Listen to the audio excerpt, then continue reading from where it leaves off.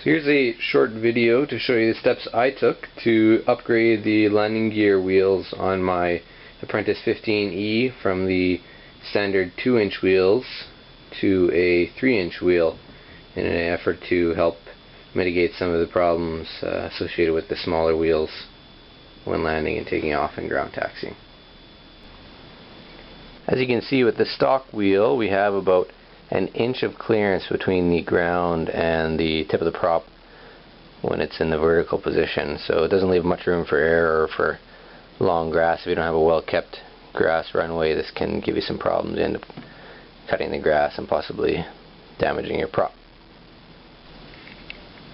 So the things you'll need to complete this job, first of all, are some 3-inch wheels.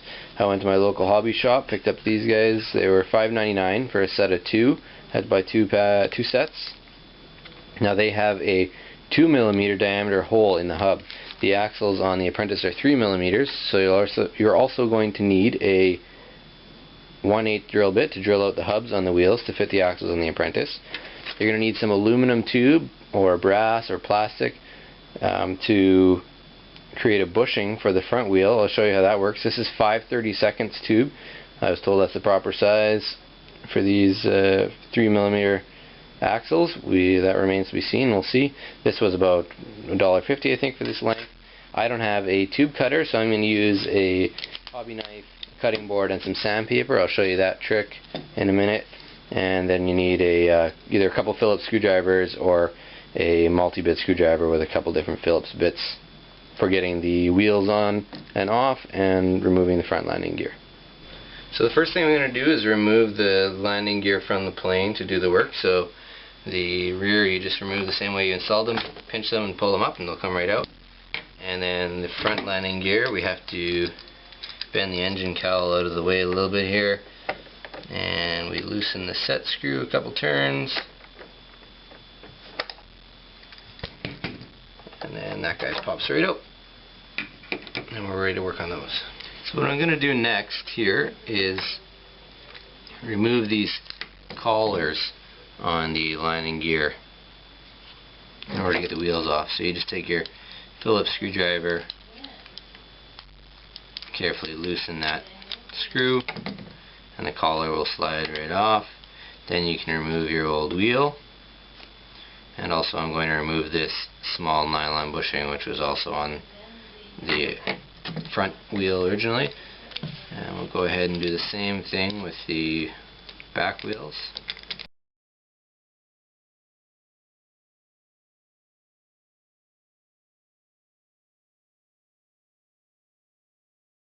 And now we're ready to install new landing gear.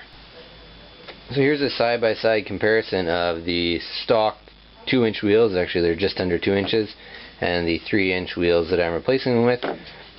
As you can see, that 3-inch wheel is significantly larger than the 2-inch. It's going to give us a good amount of ground clearance as well as reduce the rolling resistance, allowing the Apprentice to roll over rougher terrain easier than with the stock wheels. They're very similar construction. This is just a foam wheel. Same thing, a foam wheel on a plastic rim. Alright, so I've drilled the holes on the hubs of the wheels out to 1/8 of an inch. So I'll go ahead and reinstall the rear wheels. They're pretty simple to put on. You just put them on like the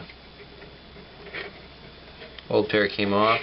Put the collar back on and tighten the set screw. Now keep in mind when you tighten this collar on that you don't want it to be tight against the wheel because it will induce drag on the wheel turning. So you want to give it just a little bit of space between the hub of the wheel and the collar when you lock it down. It can be kind of tricky, but there you go. So now that spins freely on there. And we'll make sure that the screw is real tight on the collar so it doesn't go anywhere and we don't lose it. Okay. Same thing on the other side.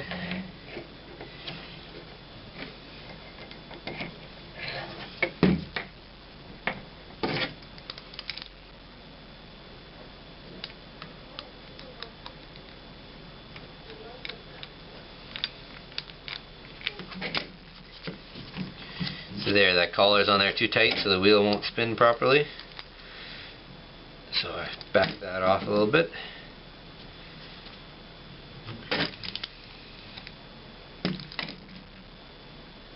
Maybe there's some trick for this, I'm not sure, but I guess if I hold the wheel away from the 90-degree on the axle a little bit with the finger on the back of the wheel, set the screw, then your wheel spins freely. So those are both on there, tighten down. Now for the front wheel, if I put the original sleeve back on there, put the wheel on, let's see if that'll clear. Well, you can see there, if I butt the wheel against the collar that was on there before, my wheel is rubbing on the landing gear there. It's not going to let it turn. So that's part of the reason why I have such narrow wheels. If I would have bought regular width, the typical wheels that you see, not the micro wheels, you wouldn't be able to get a collar on there and have the wheel on there without altering this landing gear some way. So the benefit in buying the narrower wheel is that you don't have to alter the original landing gear, you don't have to bend, you don't have to try and find a new one that will fit. What we're going to do is we're going to use in that aluminum tube is make a new collar here, bushing, to keep the wheel or the tire portion of the wheel away from the landing gear and allow it to spin freely, and also leaving room for the collar on there because we're using the narrow wheel. So I'm going to measure my collar, cut the aluminum tube, and fit that new wheel in there. And I'll show you how I cut that tube without a proper cutter. Save yourself some money. If you don't already have the cutter, you don't have to go out and buy one. Okay, to measure and cut the new collar, what I'm going to do is put the original one on there, just as a reference. Put the wheel on, put the collar on, butt the wheel against the collar, and get it right to a point where I'm comfortable that it's not going to rub no matter what on the landing gear there. So now I look at this space between the wheel and the collar, and it's about double the, or it's about equivalent to the length of the original collar. So what I'm going to do is make my new collar about twice as long as my original collar. Now the original collar, if I measure it, is about 1/4 of an inch. So we're going to make the new collar just under 1/4 of an inch.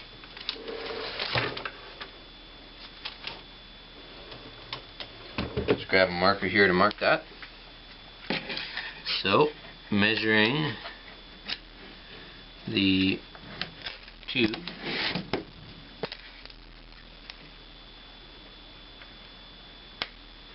right about there is just under 1/2 an inch, so it's just under double the length of the original. So now that I have my tube measured, I'm going to go ahead and cut it. And I'm not going to use a tube cutter because I don't have one. So rather than buying one, I'm going to do a little cheap trick here. Take the blade out of my hobby knife. And this is going to take a little bit longer than using a tube cutter. And it might not be quite as accurate, but I'm cheap, so this is a good alternative for me. And what I'm going to do is I'm going to put the blade on the spot where I want to cut the collar and just roll it back and forth, applying pressure to the blade and scoring the tube. And there it goes. So just like that, we've cut our aluminum tube. We didn't have to go out and buy a fancy cutter, and we've got our collar. So now I'm going to take my Phillips head screwdriver and just ream out the end of that tube a little bit where we cut it, just to deburr it. Do the other end too, just to be safe. And then take my sandpaper I have here and just very lightly sand it to take off any sharp edges so we don't score up our wheels. And there we have a nice collar without a tube cutter. Okay, so we take our collar, put it on the landing gear. We're going to test fit it one more time, put the wheel on, and make sure there's no way that's going to hit. It all looks good.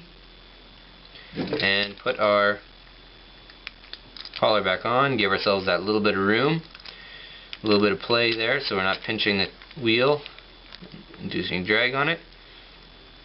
Tighten the collar. There we go, our front landing gear is ready to go.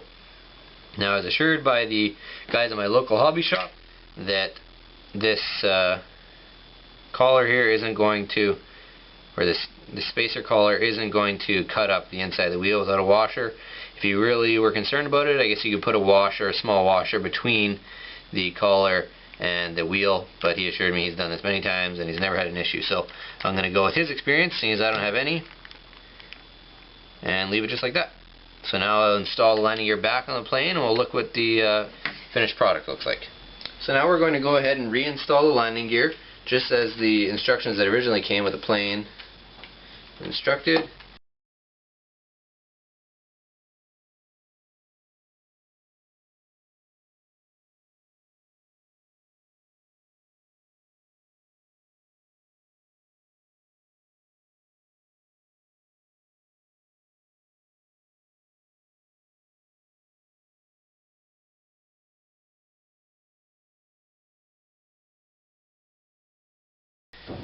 There, now our landing gear is all reinstalled. Let's see how it looks. Not bad, rolls nice. And let's see what our new ground clearance is. So prior to this modification we had about 1 inch of clearance between the prop and the ground. Now we've got about approximately 1 7/8 inches there between the prop and the ground. So we almost doubled our clearance. Now I'll show you this. The mistake that I've made. Hopefully you can learn from it and not make the same mistake. I believe I may have over drilled the holes on my hubs and my wheels, so I have a bit of play, as you can see there, in the wheel, and that's the same in the back wheels. So the whole thing has a bit of play, the whole plane. So I don't know how that's going to affect it rolling. It seems to roll fine, but I don't know if it's going to track straight or not on the ground. That we'll have to see once we take it out for a test flight. So here's the Apprentice 15E with the 3-inch wheel mod. It's got foam tires and 5-spoke plastic wheels. All together, including the aluminum tube for the spacer, it cost me about $15–16 at the hobby shop. Not bad. You could consider that cost less, seeing as I only used a small portion of that aluminum tube. Would have taken me about 15–20 minutes had I not been recording it all. The only change I would make is I would drill the hubs on the wheels smaller than 1/8 to begin with to see if they would fit and how they would roll on those axles, to try and get rid of some of that play. But otherwise I'm pretty happy with the result. Once I give it a test flight, see how it taxis, I will post an update video and let you guys know.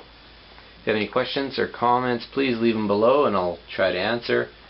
Otherwise, thank you for watching and good luck.